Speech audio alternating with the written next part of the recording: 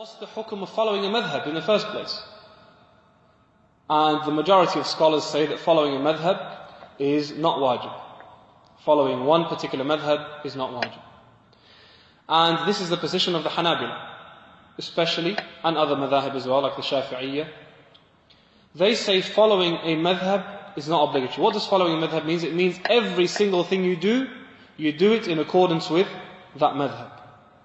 Is that wajib? Do you have to stick to the one madhab only? The answer is no. لأن العامي لا مذهب له ومذهبه مذهب مفتيه. The madhab of the layman is the madhab of his mufti. Because knowing what the madhab is not an easy task. It requires a lot of understanding. And it requires a lot of practice and study under scholars who are experienced in this school. So how can we expect a lay person to know exactly what the madhab of the school is? We can't. Okay?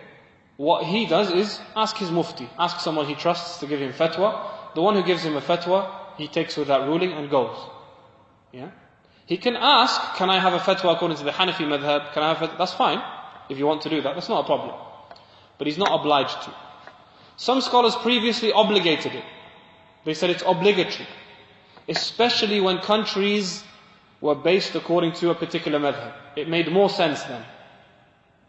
Because they didn't want people playing around and acting upon any ruling they wish.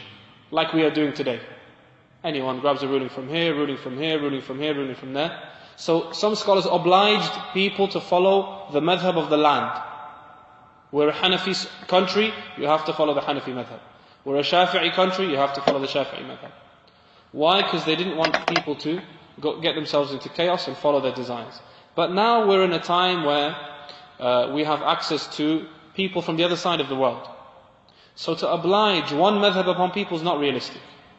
It's not really realistic. Again, if you want to, you have the option to do that. It's permissible without khilaf. It's definitely permissible. And it's beneficial for a student of knowledge who wants to study fiqh to practice tamadhub so that he's studying according to a structure, a proper structure.